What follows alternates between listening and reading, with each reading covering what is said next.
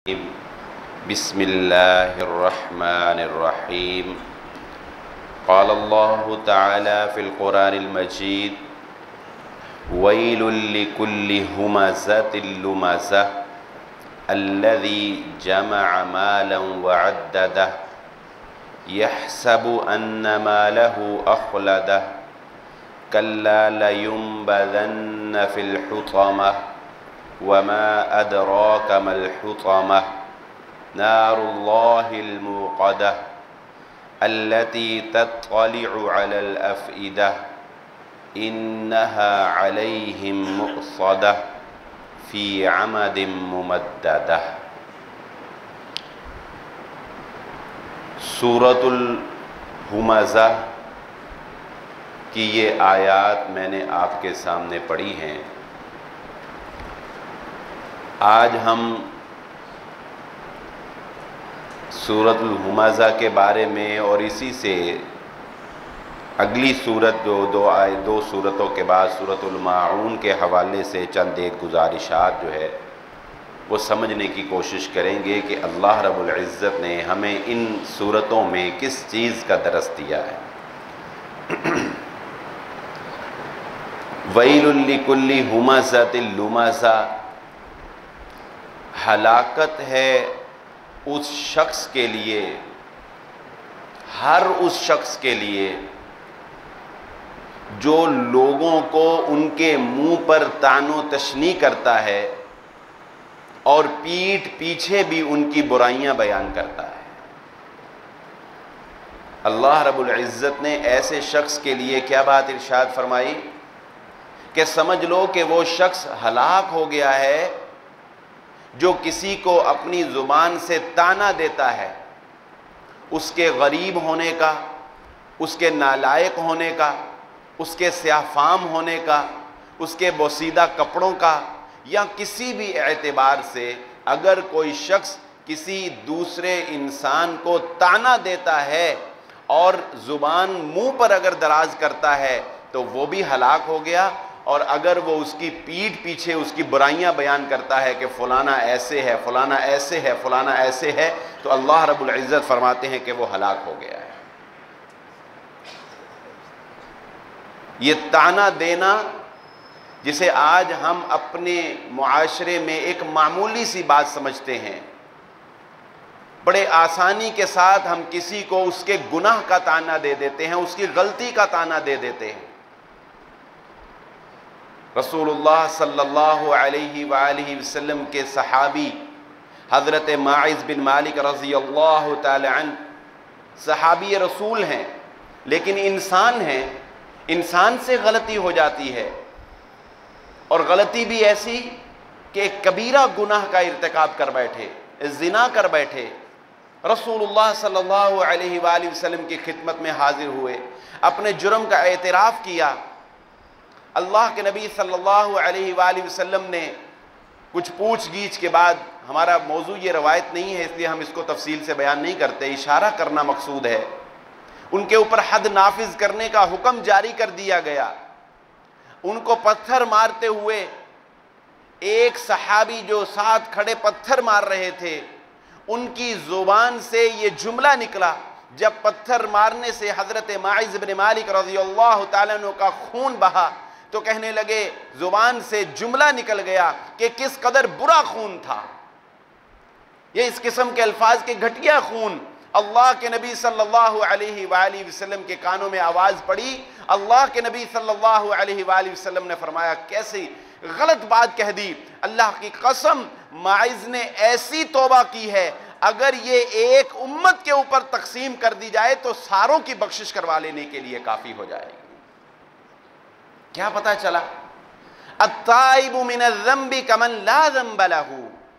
اگر کسی انسان سے گناہ ہو گیا ہے، غلطی ہو گئی ہے، اس نے توبہ کر لی ہے، وہ اپنی سابقہ زندگی سے پلٹ آیا ہے، اب نیکوکار ہے، تو ہمیں یہ کہنے کا حق نہیں ہے کہ میں جانتا ہوں یہ پہلے کیا ہوتا تھا، تو وہی ہے جو پہلے ایسے کرتا تھا. مجھے پتا ہے اب تو بڑا نیک بنتا ہے، تو پہلے فلاں گناہ کیا کرتا تھا۔ اس قسم کے تانے زبان زد عام ہیں ہم لوگوں کے، لوگوں کو دین سے دور کر دیتے ہیں ہمارے تانے، لوگوں کو ہمارے تانے نیکی سے دور بھگا دیتے ہیں جب ہم کسی کو اس کی نیکی کا تانا دیتے ہیں۔ اور اصحاب الصفا کے بارے میں آپ جانتے ہیں، مختصر تعارف ان کا میں آپ کے سامنے پیش کر دوں۔ یہ مسجد النبوی میں بیٹھنے والے کچھ درویش صحابہ تھے جن کا کام صرف اور صرف علم کی بات کرنا، علم سیکھنا، علم کی ترویج کرنا، اور علم سے اپنے آپ کو انہوں نے وابستہ کر کے علم کے لیے اپنے آپ کو وقف کر دیا۔ کچھ یہ کماتے نہیں تھے، کوئی ان کا روزگار نہیں تھا۔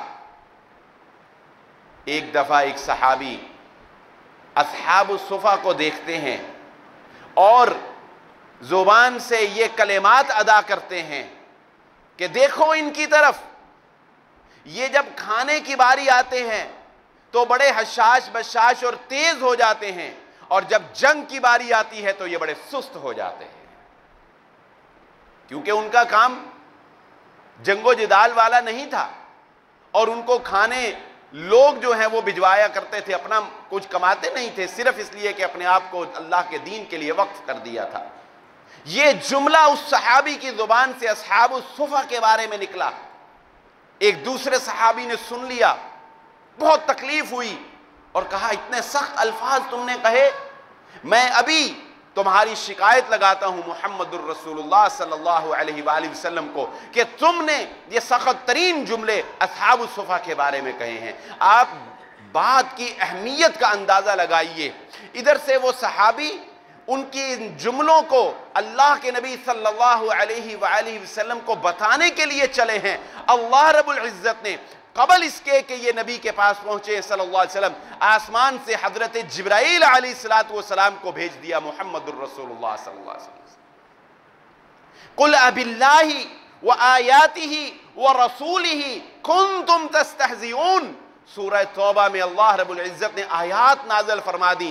وہ صحابی جب پہنچے ہیں یہ مدعا بیان کرنے کے لیے تو اللہ کے نبی صلی اللہ علیہ وآلہ وسلم اس سے پہلے یہ آیات نازل ہو چکی ہیں، اور آپ فرماتے ہیں کیا اللہ کے ساتھ، اللہ کی آیات کے ساتھ، اللہ کے رسول محمد الرسول اللہ صلی اللہ علیہ وآلہ وسلم کے ساتھ کنتم تستہزئون، تم مذاق بناتے ہو؟ اب آپ بتائیے انہوں نے کن کا مذاق اڑایا تھا؟ اصحاب الصفا کا۔ لیکن اللہ کیا کہہ رہے ہیں؟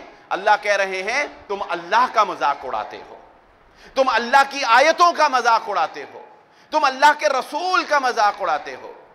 کیا معنی؟ جو دین کا مذاق بناتا ہے، جو دین پر عمل کرنے والوں کا مذاق بناتا ہے، جو کسی کے دینی کام کا مذاق اڑاتا ہے، اس کو تانا دیتا ہے اس کے دین پر عمل کرنے کی وجہ سے، اللہ کہتے ہیں وہ ایسے ہی ہے گویا اس نے اللہ کا مذاق بنایا ہے، اس نے اللہ کی آیتوں کا مذاق بنایا، اس نے محمد الرسول اللہ صلی اللہ علیہ وآلہ وسلم کا مذاق بنایا، کیونکہ وہ شخص کسی اور کی رضا کے لیے نہیں، اللہ کے دین کا کام کر رہا ہے۔ اور یہ طعن و تشنیع جو ہماری زبانوں پر زبان زد عام ہے، اس کا ایک بہت بڑا سبب کیا ہے؟ اس کا ایک بہت بڑا سبب یہ ہے کہ ہم اندر ہی اندر کسی سے حسد کر رہے ہوتے ہیں۔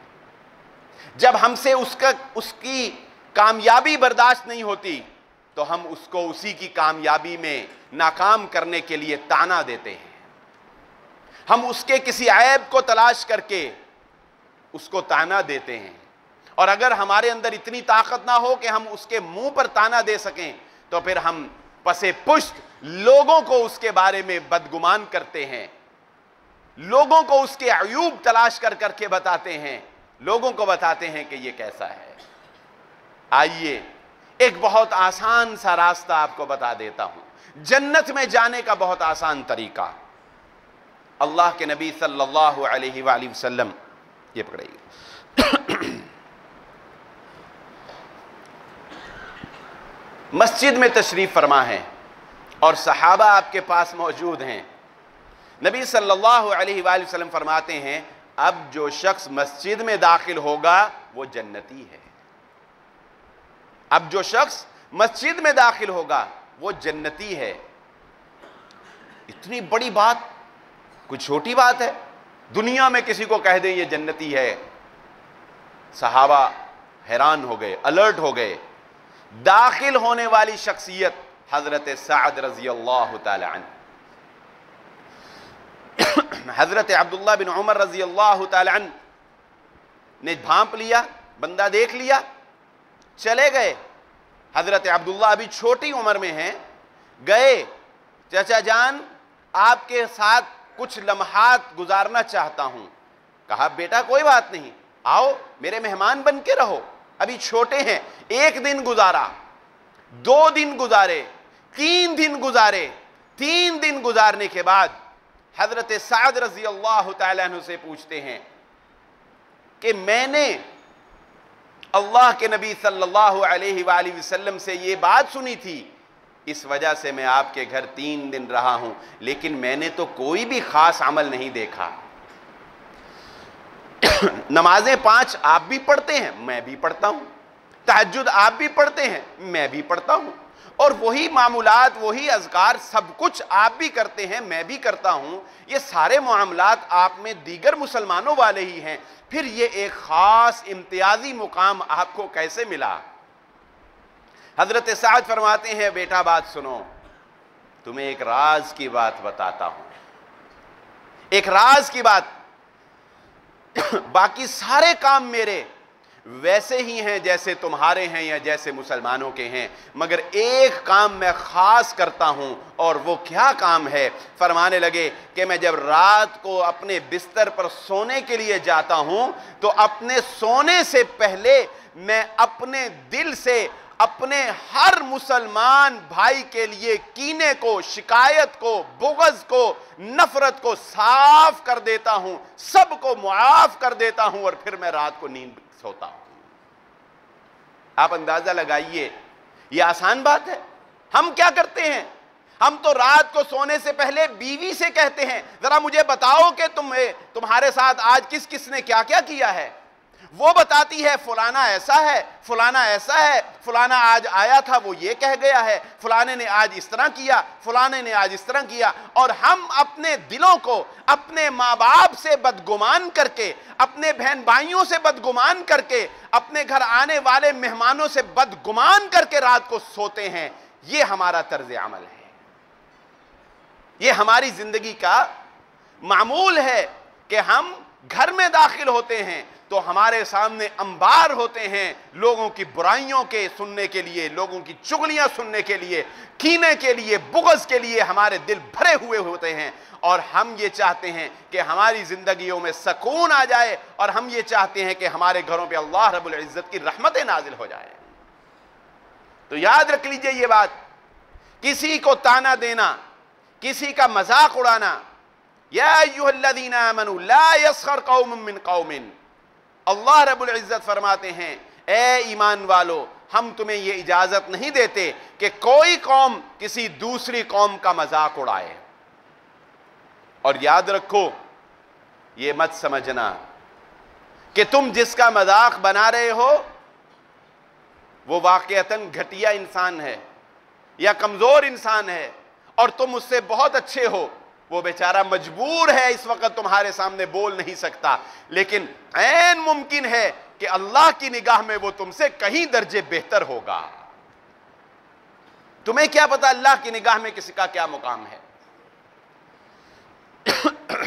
وَيْلٌ لِكُلِّ ہُمَزَةٍ لُمَزَةٍ، اس لیے خواتین کو بالخصوص رسول اللہ صلی اللہ علیہ وآلہ وسلم نے اس بارے میں تلقین کی ہے کہ جہنم میں تمہاری کثرت کو میں نے اس لیے دیکھا کہ تم بہت زیادہ تانا دینے والی اور خامدوں کی ناشکری کرنے والی، تانا دینے والی خواتین کو اللہ کے نبی صلی اللہ علیہ وسلم فرمایا یہ وجہ ہے جس وجہ سے میں نے جہنم میں تمہاری کثرت کو دیکھا۔ اس لیے یاد رکھ لیجئے یہ بات، کبھی کسی کو تانا نہ دیں۔ جراحت السنان لها التیام ولا یلتام ما جرح اللسان، عربی کا ایک شعر ہے کہ تیروں کے زخم تو مٹ جایا کرتے ہیں لیکن زبان کے لگائے ہوئے زخم جو ہے وہ مٹا نہیں کرتے ہیں۔ آگے فرمایا الذی جمع مالا وعددہ یحسب ان مالہ اخلدہ، عام طور پہ تانا دینے کے بعد ہی فوراً ذکر کر دیا یہ کون سا شخص ہوتا ہے؟ یہ وہ شخص ہے جمع مالا وعددا، جو اپنے مال کو گن گن کر رکھتا ہے اور اس کو شمار کر کر کے جمع کر کے رکھتا ہے. اور یحسب ان مالہ اخلدا، اور وہ یہ سمجھتا ہے کہ اس کا مال اس کا ہمیشہ ساتھ دے گا، اس کو ہمیشہ قائم و دائم رکھے گا، اس کو ہمیشہ طاقتور رکھے گا، اس کو ہمیشہ اسی حال پہ رکھے گا. ان دونوں آیات میں مماثلت کی ایک وجہ مفسرین نے یہ بیان کی کہ اکثر طور پر انسان تب ہی کسی دوسرے کو طعنہ دیتا ہے جب وہ اپنے آپ کو اس سے بہتر سمجھتا ہے، اور اکثر ایسے ہوتا ہے کہ مال انسان کے اندر فخر پیدا کر دیتا ہے. جب انسان کو یہ پتا ہو کہ میری اتنی زمینیں ہیں، میرے اتنے پلازے ہیں، میرا اتنا کرایہ آتا ہے، میرے اتنے فلاں جگہ پر انویسٹمنٹ ہوئی ہے، مجھے تو ماہانہ لاکھوں آنے ہی آنے ہیں، کوئی روک نہیں سکتا، پھر یہ جو یقین ہوتا ہے کہ آنے ہی آنے ہیں، یہ انسان کے اندر تکبر پیدا کر دیتا ہے، فخر پیدا کر دیتا ہے. وہ اکڑ جاتا ہے، وہ کہتا ہے مجھے کسی کی کیا پرواہ، مجھے کسی کی کیا ضرورت، مجھے کسی کی کیا پرواہ ہے، میں جس کو چاہوں خرید سکتا ہوں، میں جس پر چاہوں کیچڑ اچھال سکتا ہوں، میں طاقتور ہوں، مجھ سے کوئی پوچھنے والا نہیں ہے. یہ اللہ رب العزت نے فرمایا الذی جمع مالا وعددا، جو شمار کرتا ہے اپنے مال کو، اتنا ہو گیا، اتنے ہو گئے، میں اب اتنے نمبر پہ آ گیا، میں اب اتنے نمبر پہ آ گیا، اور وہ یہ سمجھتا ہے کہ اس کا مال اس کو ہمیشہ رکھے گا. تو آؤ قرآن تمہیں بتاتا ہے جو اپنے مال پر مان کرتا ہے وہ قارون کی مثال دیکھ لے کہ وہ بھی اپنے مال پر مان کرتا تھا اور یہ نہیں کہتا تھا کہ یہ میرے رب کا فضل ہے، اور اس میں سے خرچ نہیں کرتا تھا اور اس میں سے غرباء اور مساکین کو نہیں دیتا تھا. اور ایک دن پھر اسی طرح اپنے مال کے ساتھ، شان و شوکت کے ساتھ، جاہ و جلال کے ساتھ، اپنے نئے لباس کے ساتھ وہ اکڑ کر قوم میں نکلا. تو اللہ رب العزت نے کیا کہا؟ کوئی فرشتے اس پر عذاب نازل کرنے کے لیے نہیں بھیجے، کوئی بہت لشکر اللہ کو نہیں بلانے پڑے. اللہ رب العزت کے حکم کے تابع ہے ہر چیز. اللہ نے زمین کو حکم دیا اس کو نگل جا، اس کو اپنے اندر دھنسا دے، اس کا سارا مال، اور وہ خود بھی زمین کے اندر دھنسا دیا گیا. اور بخاری کی حدیث کے مطابق، محمد الرسول اللہ صلی اللہ علیہ وسلم کے فرمان کے مطابق، وہ قیامت تک اسی طرح زمین کے اندر بطور سزا دھنستا چلا جائے گا. نشان عبرت بنا دیا اللہ نے اس شخص کو جو یہ سمجھتا تھا کہ میرا مال، اور جو یہ سمجھتا ہے کہ میرے پاس بڑا تجربہ ہے، میرے پاس بڑا علم ہے، اور میں اپنے علم پر مان کرتے ہوئے کسی کو اپنے قریب نہیں پھٹکنے دے سکتا. تو یاد رکھ لیجئے یہ بات، شیطان کو بھی بڑا مان تھا اس بات پر کہ مجھے آگ سے پیدا کیا گیا ہے، اور شیطان سے زیادہ تجربہ بھی بھلا کسی کا ہوگا کہ اس نے تو زندگی پوری دنیا کے ہر انسان اور ہر دور کو دیکھا، کتنے نبیوں کو دیکھا، فرعون کو دیکھا، شداد جیسوں کو دیکھا، پتہ نہیں کتنے اس نے سورما دیکھے، اور سب کو زوال پذیر ہوتے دیکھا، لیکن وہ بھی جہنم کا ایندھن بنے گا. مان کرنے والا شخص اپنے علم پر، اپنے عمل پر، اپنی طاقت پر، اپنے مال پر، اپنی جائیداد پر، اپنے عہدے پر مان کرنے والا شخص جو ہے وہ کبھی کامیاب نہیں ہو سکتا ہے. لیکن چونکہ انسان زیادہ متکبر ہوتا ہے مال کی وجہ سے، اللہ رب العزت نے یہاں ذکر کیا، اور اگلے الفاظ بہت سخت ہیں. کَلَّا لَيُنبَذَنَّ فِي الْحُطَمَةِ وَمَا أَدْرَاكَ مَا الْحُطَمَةُ نَارُ اللَّهِ الْمُوقَدَةُ. اچھا، جس طرح یہ دنیا میں لوگوں کو حقیر سمجھتا تھا، لوگوں کو کمزور سمجھ کے ان پر ظلم ڈھاتا تھا، لَيُنبَذَنَّ کہتے ہیں عربی میں جب انسان کسی ردی چیز کو کوڑے میں یا سٹور میں پھینک دیتا ہے، اس کے لیے یہ لفظ استعمال ہوتا ہے. اللہ رب العزت فرماتے ہیں لَيُنبَذَنَّ فِي الْحُطَمَةِ، ہم بھی پھر اس کو ٹکڑے ٹکڑے کر دینے والی، ریزہ ریزہ کر دینے والی آگ میں ردی کی طرح پھینک دیں گے. وَمَا أَدْرَاكَ مَا الْحُطَمَةُ، اے انسان یہ صرف سننا آسان ہے، یہ صرف سننا آسان ہے، تو نہیں سوچ سکتا کہ جہنم کی آگ کتنی خوفناک ہے، تجھے کیا پتا کہ وہ ریزہ ریزہ کر دینے والی آگ کتنی ہولناک ہے۔ نار اللہ الموقدہ التي تطلع على الافئدہ انہا علیہم مؤصدہ فی عمد ممددہ۔ پورے قرآن میں اللہ رب العزت نے یہاں پر صرف ایک خاص اسلوب اختیار کیا جو پورے قرآن میں کہیں نہیں ہے جہنم کے لیے۔ اس سے آپ اندازہ لگا سکتے ہیں کہ اللہ رب العزت کو یہ عمل کتنا ناپسندیدہ ہے۔ کون سا عمل؟ تانا دینا، کسی کی پیٹھ پیچھے اس کی برائیاں اچھالنا، اپنے مال کو گن گن کے جمع کر کر کے رکھنا، زکوٰۃ نہ دینا، بخل کرنا اور اس مال کی بنیاد پر اکڑنا، یہ اللہ کو کتنا ناپسند ہے کہ اس پورے قرآن میں صرف یہاں پر اللہ رب العزت نے فرمایا نار اللہ الموقدہ، اللہ کی آگ۔ جہنم کو صرف یہاں اللہ نے کہا اللہ کی آگ، اور پورے قرآن میں کہیں اللہ نے جہنم کی نسبت اپنی طرف نہیں کی کہ میری آگ۔ یعنی یہاں اللہ رب العزت بتانا چاہتے ہیں کہ جو شخص یہ فعل کبھی کرتا ہے ہم اپنی تیار کی ہوئی آگ میں اس کو ضرور بضرور داخل کریں گے۔ نار اللہ الموقدہ، بند کر دینے والی، اوپر سے ڈھانپ دینے والی آگ۔ جس طرح کسی بڑے برتن کے اندر آگ جلا کر اگر اوپر سے بند کر دیا جائے اور وہ آگ اندر جلتی رہے تو آپ اندازہ لگا سکتے ہیں کہ اس کی سختی کا عالم کیا ہوگا، آپ اندازہ لگا سکتے ہیں کہ اس کی شدت کا عالم کیا ہوگا۔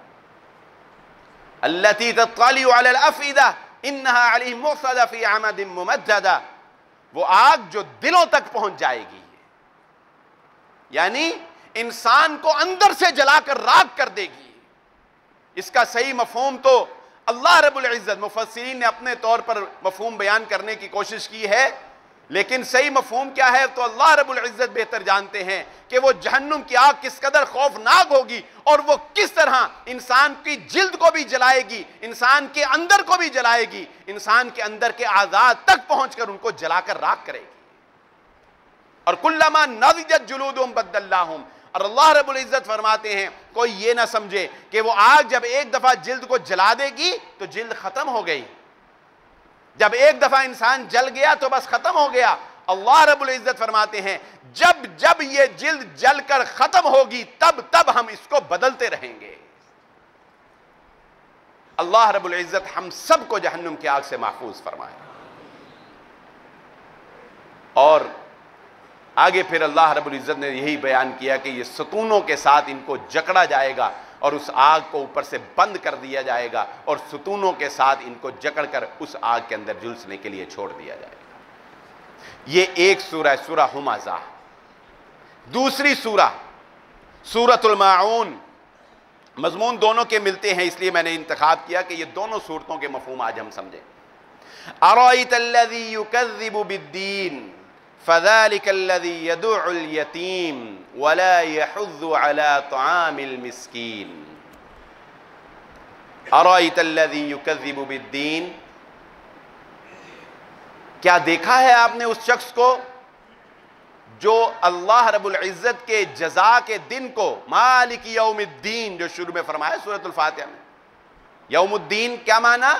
جزا اور سزا کا دن، جب اچھوں کو ان کی اچھائی کا بدلہ ملے گا اور جب بروں کو ان کی برائی کی سزا ملے گی۔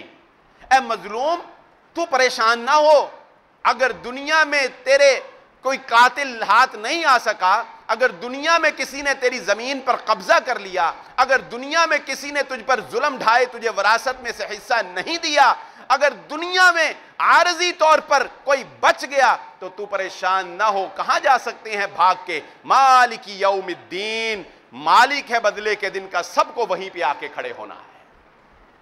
دنیا میں بھاگ جائیں گے، دنیا میں بچ جائیں گے، دنیا میں رشوت دے لیں گے، دنیا میں اپنے حق میں فیصلہ کروا لیں گے، بھاگ کر کہاں جائیں گے؟ میرے پاس ہی ان کو حاضر ہونا ہے۔ ارأیت الذی یکذب بالدین، کیا خیال ہے آپ کا اس شخص کے بارے میں جو روز جزا کے دن کو جھٹلاتا ہے؟ فذلک الذی یدع الیتیم، یہی وہ شخص ہے جو یتیم کو دھکے دیتا ہے۔ کیا معنی؟ کہ ہمیشہ کمزور پر وہی انسان ظلم کرتا ہے جس کو اس بات کا خوف نہیں ہوتا کہ میں نے کل قیامت کے روز اللہ کے سامنے جواب دینا ہے۔ کمزوروں کے حق وہی مارتا ہے جو قیامت کے دن اللہ کے سامنے پیش ہونے کا یقین نہیں رکھتا۔ اور یہاں جو اللہ رب العزت نے الفاظ استعمال فرمائے کہ فَذَلِكَ الَّذِي يَدُعُ الْيَتِيمَ، دھکے دیتا ہے اس کو، کیا معنی؟ کہ مال بھی اس کا ہوتا ہے، مال بھی یتیم کا ہوتا ہے، ایک اس کا مال مارتا ہے، دوسرا اس کو اپنے پاس کھڑے بھی نہیں ہونے دیتا، دھتکار کر دھکے دے کر باہر بھگا دیتا ہے۔ اس کی شان نزول میں مفسرین نے ایک واقعہ بھی لکھا کہ ابو جہل نے اسی طرح ایک یتیم کے مال پر قبضہ کر لیا، ایک یتیم کے مال پر قبضہ کر لیا۔ وہ بیچارہ یتیم بچہ اس کے پاس آیا اور آ کر اس کو کہا کہ مجھے میرے باپ، اس کے باپ کا مال تھا، اپنے باپ کے مال میں سے مانگنے کے لیے جب وہ گیا تو اس نے دھکے دے کر بھگا دیے، بھاگ جا۔ طاقتور تھا، سردار تھا۔ لوگوں نے شرارتاً کہا کہ وہ جو بیٹھے ہیں نا محمد الرسول اللہ صلی اللہ علیہ وسلم تشریف فرما تھے، لوگوں نے شرارتاً کہا کہ ان کے پاس جاؤ، وہ تمہیں تمہارا مال لے کر دے سکتے ہیں۔ اور نیت کیا تھی کہ جب نبی صلی اللہ علیہ وسلم جائیں گے تو آگے سے وہ نہیں دے گا تو پھر ان کے درمیان لڑائی ہوگی اور پھر ہم تماشا دیکھیں گے۔ اللہ کے نبی صلی اللہ علیہ وآلہ وسلم کے پاس وہ یتیم بچہ آیا اور اس نے آ کر اپنا مدعا بیان کیا، نبی صلی اللہ علیہ وسلم اس کے ساتھ چل پڑے۔ یتیموں کے ساتھ چلنے والے، بیواؤں کا سہارا بننے والے، دکھوں کی داد رسی کرنے والے، اللہ آپ کو کیسے تنہا چھوڑ سکتا تھا؟ چل پڑے، جا کر دروازہ کھٹکھٹایا، وہ ظالم اندر سے باہر نکلا، اللہ کے نبی صلی اللہ علیہ وآلہ وسلم کے ساتھ یتیم بچہ کھڑا ہے، کہا اس کا حق دے دو، چپ کر کے اندر گیا اور جا کر لا کر سارا جو اس کا مال جمع اس کے باپ کا وہ لا کر اس کو تھما دیا۔ لوگ حیران ہو گئے اور حیران ہو کے پوچھا یہ کیا؟ تو سردار ہے، بڑا اپنی طاقت پر مان کرتا تھا، ایک یتیم کا مال نہیں ہڑپ کر سکا؟ اندازہ لگائیں فخر کس بات پہ ہے۔ گناہ کرتے ہیں اور پھر فخر کرتے ہیں، زمینوں پر قبضے کرتے ہیں اور پھر فخر سے کہتے ہیں کوئی چھڑا کر دکھائے۔ یہ مسلمان ہیں جنہیں دیکھ کے شرمائیں یہودی مسلمانوں کی زمین پر قبضہ کرے تو آنسو بہاتے ہیں، اور مسلمان کی زمین پر قبضہ کر کے فخر سے کہتا ہے میں طاقتور ہوں، کوئی چھڑا کر دکھائے۔ یتیم کے مال پر قبضہ کیا، لوگوں نے تانا دیا، کہنے لگا میں کیسے نہ دیتا، مختلف روایات میں مختلف طرح آیا، کہنے لگا میں کیسے نہ دیتا کہ جب محمد الرسول اللہ صلی اللہ علیہ وسلم میرے سامنے کھڑے تھے تو مجھے ایسے لگ رہا تھا کہ ان کے دائیں بائیں 2 تیر ہیں، اگر میں نے انکار کیا تو وہ میرے جسم میں کھونپ دیے جائیں گے، مجھے تو یہ خوف تھا، مجھے تو اس خوف کی وجہ سے وہ مال ان کو دینا ہی پڑا تھا۔ اللہ رب العزت نے فرمایا فَذَلِكَ الَّذِي يَدُعُ الْيَتِيمَ وَلَا يَحُضُّ عَلَى طَعَامِ الْمِسْكِينِ، یتیم کو دھکے دیتا ہے، کمزوروں کا مال ہڑپ کرتا ہے، اور لالچی اتنا، بخیل اتنا کہ خود تو مسکین کو دینا تو دینا، لوگوں کو بھی کہتا ہے مسکینوں کے اوپر خرچ نہ کیا کرو۔ وَلَا يَحُضُّ عَلَى طَعَامِ الْمِسْكِينِ، لوگوں کو ابھارتا ہے، لوگوں کو روکتا ہے، لوگوں کو ترغیب نہیں دیتا، بلکہ اس کے مخالف چلتا ہے، اور کیا کہتا ہے کہ نہیں، مسکین کو خرچ کرنے کی کوئی ضرورت نہیں۔ یہ یہودیوں والی سوچ کہ ہم انہیں کیوں دیں جن کو اگر اللہ چاہتا تو خود نہ دے دیتا۔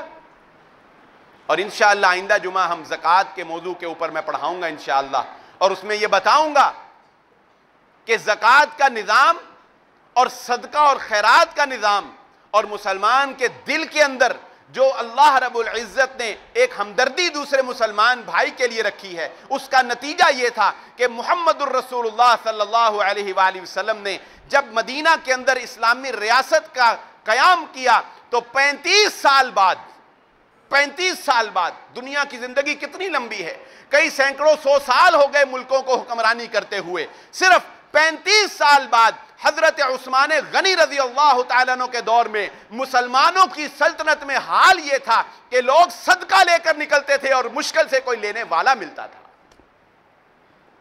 لوگ زکوٰۃ دینے کے لیے، صدقہ دینے کے لیے غریب تلاش کرتے تھے کہ کوئی غریب ملے، کوئی مسکین ملے، کوئی مستحق ملے اور ہم اس کو صدقہ دیں، لیکن ڈھونڈے سے مشکل سے جا کر کہیں ملتا تھا۔ یہ عالم تھا اس وقت جب مسلمانوں کے اندر خرچ کرنے کا، مسلمانوں کے اندر تعاون کا، مسلمانوں کے اندر زکوٰۃ دینے کا نظام رائج تھا۔ فویل للمصلین الذین هم عن صلاتهم ساہون الذین هم یراؤون ویمنعون الماعون۔ ہلاکت ہے نمازیوں کے لیے۔ یہ بڑی سخت آیات ہیں اور پڑھ کر رونگٹے کھڑے ہو جاتے ہیں انسان کے اور مسلمان ہل کر رہ جاتا ہے۔ فویل للمصلین، ہلاکت ہے ان نمازیوں کے لیے، الذین هم عن صلاتهم ساہون، جو اپنی نمازوں میں غفلت کا شکار ہے۔ نمازی ہیں لیکن نماز چھوڑنے والے ہیں، 5 نہیں پڑھتے، 3 پڑھ لی، کبھی 2 پڑھ لی، کبھی 4 پڑھ لی، وہ بھی اس ضمن میں آ جائیں گے۔ اور مفسرین نے ویسے زیادہ اس کی تفسیر میں یہی لکھا ہے کہ اس سے مراد وہ منافقین ہیں۔ فویل للمصلین الذین هم عن صلاتهم ساہون سے زیادہ مراد کون ہے؟ وہ منافقین ہیں۔ اور وہ کیا کیا کرتے تھے؟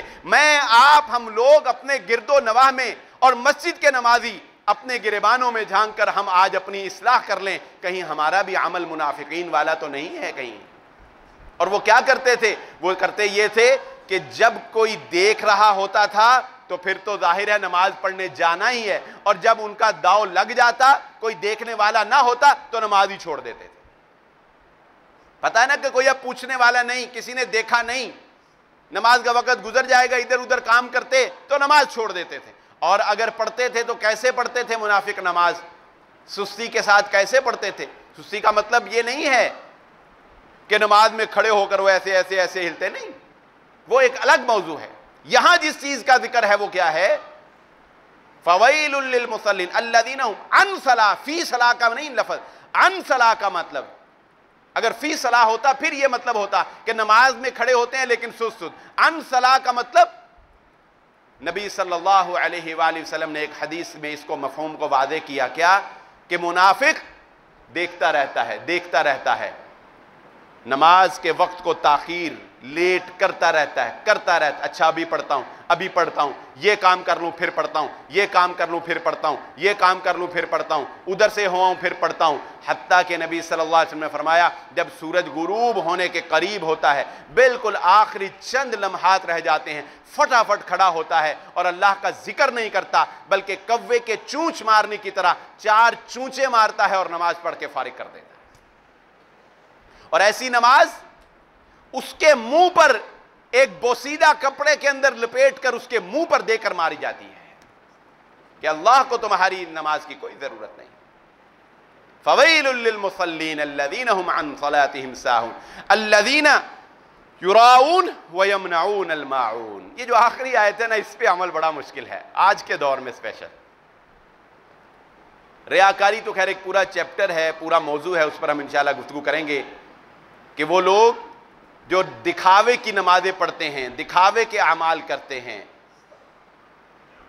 دکھاوے کا عمل اتنا برا ہے، دکھاوے کا عمل اتنا برا ہے، کسی کو ریا کر کے کسی کو دکھانے کے لیے، کسی کو خوش کرنے کے لیے، کہ اس سے عمل ضائع نہیں ہوتا۔ ایک ہے آپ نے کام کیا، نہ اس کا فائدہ ہوا نہ نقصان ہوا، بات ختم، چلو یہ تو کم ہے۔ ریاکاری اتنا برا عمل ہے کہ یہ کرنے سے انسان کا وہ عمل اس کے لیے وبال جان بن جاتا ہے، بجائے فائدہ ہونے کے الٹا نقصان ہو جاتا ہے۔ جس طرح کہ انٹری ٹیسٹ میں یا بعض جو ہائی لیول ٹیسٹ ہوتے ہیں نا، ان میں شاید آپ کو پتا ہوگا وہ ٹک مارک کرنا ہوتا ہے، رائٹ اور کراس کرنا ہوتا ہے، تو اس میں یہ اصول ہوتا ہے اگر آپ کا ایک جواب غلط ہے تو ایک صحیح سوال جواب کے بھی مارکس کٹ جائیں گے۔ اگر یعنی آپ نے ایک صحیح سوال دیا، ایک جواب غلط دے دیا، تو وہ غلط دینے کی وجہ سے ایک صحیح سوال کے بھی مارکس کٹ جائیں گے. اس لیے بہتر ہوتا ہے جس کا نہیں آتا اس کا جواب نہ دو. تو بہرحال کہنے کا مقصد کیا ہے کہ یہ ایسی غلطی ہے کہ جس کی وجہ سے انسان الٹا نقصان میں چلا جاتا ہے. جہنم کی آگ اس سخی سے بھڑکائی جائے گی جو لوگوں سے اپنے آپ کو سخی سنوانے کے لیے صدقہ اور خیرات کیا کرتا تھا. اس شہید سے بھڑکائی جائے گی جو میدان جنگ میں صرف اس لیے لڑتا تھا کہ لوگ کہیں یہ بڑا بہادر ہے. اس عالم سے بھڑکائی جائے گی جو اپنے علم کو صرف اس لیے پرچار کرتا تھا کہ لوگ کہیں یہ بڑا عالم ہے. وَيَمْنَعُونَ الْمَاعُونَ، اور وہ لوگ، ہلاکت ہے ان لوگوں کے لیے. کون سے لوگ؟ وہ لوگ جو اپنی روز مرہ کی استعمال کی چیزیں اپنے بھائیوں کو، اپنے پڑوسیوں کو، اپنے دائیں بائیں لوگوں کو استعمال کی چیزیں جو ہیں وہ استعمال کرنے کے لیے نہیں دیتے، وہ بھی ہے اسی زمر میں شمار ہو رہے ہیں. کتنی معمولی سی بات ہے. آپ کے گھر آپ کا پڑوسی ہنڈیا میں ڈالنے کے لیے نمک مانگنے کے لیے آیا، اس کے گھر پانی ختم ہو گیا، وہ پانی لینے کے لیے آیا، کینچی لینے کے لیے آ گیا. کوئی بھی ایسی چیز جو آپ عام گھر میں معمولی چیزیں، زیادہ قیمتی چیزیں اس میں شامل نہیں ہیں، روز مرہ کی جو ہماری استعمال کی چیزیں ہیں، کوئی استری لینے آ گیا، کوئی اس طرح کی کوئی مشین لینے آ گیا، اور آپ نے جھوٹ بول دیا کہ ہمارے گھر بھی نہیں ہے. آپ نے بہانہ کر دیا، بچے کو کہہ دیا ان کو جا کر کہہ دو ہماری بھی خراب ہے.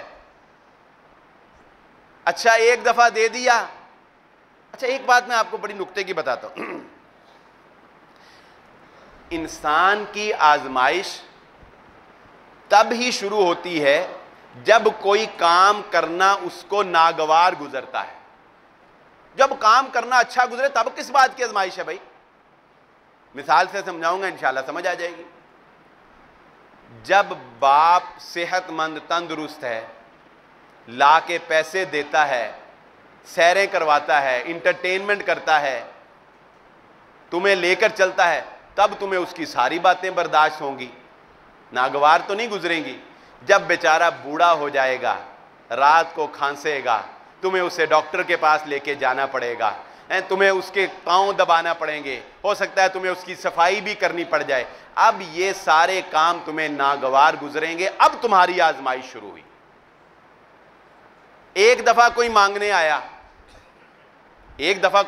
آیا، تم نے آرام سے دے دیا، نہ تمہیں ناگوار گزرا، نہ تمہیں محسوس ہوا. اچھا وہ اگلے دن پھر آ گیا، تم نے کہا اچھا چل کوئی نہیں، ہلے دوجی واری چلو پھر دے دو. وہ تیسرے دن پھر آ گیا. اب کیا ہوا؟ اب تم کہو گے نکامی پھڑ لے. اب تم کہو گے نکامی پھڑ لے، ایک دن میں نے دیا، دو، یہ تیسرے. اب تمہاری آزمائش شروع ہوئی ہے. پہلے 2 دن تو تمہیں خوشی تھی کہ چلو آج میں اس کو دیتا ہوں، یہ بھی میرے کل کو کام آ جائے گا، چلو میرا ویار ہی اچھا ہوگا، میری گڈ ول بنے گی، تو دے دیا. جب تمہیں ناگوار گزرا اس کو دینا، اب تمہاری آزمائش شروع ہوئی ہے کہ وَيَمْنَعُونَ الْمَاعُونَ. اب تم اسے دیتے ہو یا اسے بہانہ کر کے جھوٹ بول کر ٹال دیتے. تو اس بات کو اپنی خوش قسمتی سمجھا کریں کہ لوگ اللہ کی نعمتیں جو اللہ نے آپ کو دی ہیں، لوگ ان سے فائدہ حاصل کرنے کے لیے آپ کے پاس آتے ہیں. یہ اللہ کا آپ پر انعام اور اللہ کا آپ پر احسان ہے کہ آپ لوگوں کے کام آتے ہیں، اور اللہ نے آپ کو اس لائق بنایا ہے، اللہ نے آپ کو اس عہدے پر رکھا ہے. اگر آپ بھی کہیں پھنسے ہوتے، ذرا زندگی میں مشاہدہ کریں نا لوگوں کا. کسی مریض کو ہاسپٹل لے کے جانا کتنا مشکل لگتا ہے، کسی اپنے کے لیے وقت نکالنا کتنا مشکل لگتا ہے. تو یہ چھوٹی چھوٹی باتیں اپنی زندگی میں داخل کر لیجئے. ایک آخری حدیث سنا کے بات کو ختم کرتے ہیں. محمد الرسول اللہ صلی اللہ علیہ وآلہ وسلم نے ارشاد فرمایا، کسی مسلمان کے کام آنے کے حوالے سے بات کر رہا ہوں کہ ہم جو چھوٹی چھوٹی باتوں میں کسی کے کام نہیں آتے، کسی کے ساتھ تعاون نہیں کرتے، اللہ کے نبی صلی اللہ علیہ وآلہ وسلم نے فرمایا مجھے یہ بات زیادہ پسند ہے. کیا بات؟ کہ میں کسی مسلمان کے ساتھ اس کی تکلیف کو اس سے دور کرنے کے لیے چلوں، اس کے ساتھ جاؤں، حتیٰ کہ میں اس سے اس تکلیف کو دور کر کے واپس لوٹوں، یہ عمل مجھے زیادہ محبوب ہے بنسبت اس کے کہ میں 1 مہینہ مسجد النبوی کے اندر اعتکاف پر بیٹھا رہوں۔ 1 ماہ مسجد النبوی میں اعتکاف کرنا اتنا پسند نہیں جتنا پسند مجھے یہ بات ہے کہ میں ایک مسلمان کی اس سے تکلیف کو دور کر کے اس سے واپس لوٹاؤں۔ تو ہماری چھوٹی سی چیز دینے سے اگر کسی کی تکلیف دور ہو جاتی ہو، کسی کا کام بن جاتا ہو، تو ہمیں اس سے گریز نہیں کرنا چاہیے۔ اللہ رب العزت سے دعا ہے اللہ مجھے اور آپ کو جو کہا اور جو سنا سمجھنے کی اور عمل کرنے کی توفیق عطا فرمائے۔ وما علی الا البلاغ۔